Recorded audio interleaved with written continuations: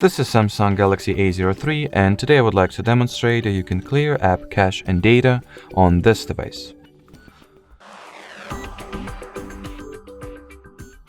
So first step is to launch settings, then find and open the apps category. Next, go for your apps section. Find the app that you would like to remove the data for. So let's say I'll go with caffeine. And at the app page, onwards, go for the storage.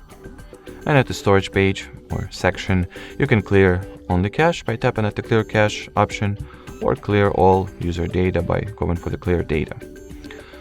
So that will be it for this video, guys. Thanks for watching, and bye bye.